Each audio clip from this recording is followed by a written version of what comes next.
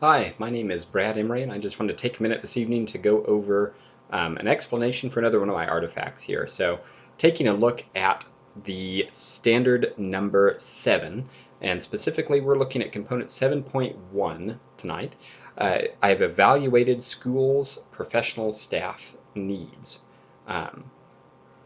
I'm looking at that, realizing there's a typo. I have evaluated the school's professional staff capacity needs. And so the way that I participated and achieved this artifact is that I was a part of the district leadership team that was assessing and looking at how we were going to spend our COVID funds that we're planning on receiving this coming year. And so in our discussions in our group, and then from our discussions with other teachers in the building, what we really were seeing a need for was an intervention teacher or a in-between teacher, remedial of some sort, because certainly at the elementary level we were seeing a heavy emphasis needed towards reading in particular. Math is a need also, but reading is an especially strong need this year. Our first grade teachers have made the point that they've got a lot of students that are behind where they should be at this point, and it's enough that they don't feel like they can retain them, but they also know they're not fully ready for second grade in the way that we like to send kids out and have them prepared. So between that and then we have quite a few other grades that also acknowledge the need for additional services and help, but not necessarily special ed services. So we have this strange gap that came from COVID and just from a few years of oddness, especially last year, having lost that last 9 weeks essentially of school and being away for a longer summer period from that. So we had heard those concerns. We saw the need for that on an anecdotal level. And then as we looked at and crunched the numbers with the data and took our AimsWeb data, pulled it in, and started looking at where students are at throughout the school, what we noticed is there's a much lower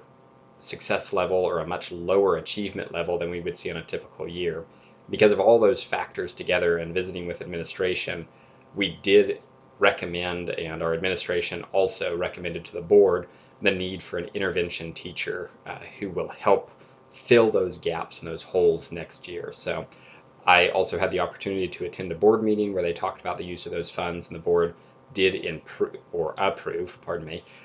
the use of those funds for an intervention teacher, and they see the need for that as well. So this is my artifact. I wanted to take a look and reflect not only on the process itself, but what that process looks like from the perspective of an administrator, since that's what I hope to achieve at some point. And so as I consider this and think back through the experience that I've had assisting and recommending an intervention specialist, I realized for an administrator, you don't have the freedom that sometimes you think you do. And as a principal, it's not like I could just say, you know what, we need this, we're going to hire this. I realized there's actually quite a process of showing the data to prove it, finding the funding to pay for an additional teacher like this, and then we have to bring it before if you're a principal, I suppose you would bring it before the superintendent or your HR department, and then you're also going to be presenting that to the board, and so you need approval from multiple points, which goes to show that that data to back your findings up, to back up the reasoning behind this, needs to be really strong and really well developed. And we're lucky enough to live in an area and to have a school board that really respects and appreciates and values school and education, and so they take our advice well, and they really listen to what our superintendent has to say, and when he makes a recommendation, though they probe to get more information, they almost always just approve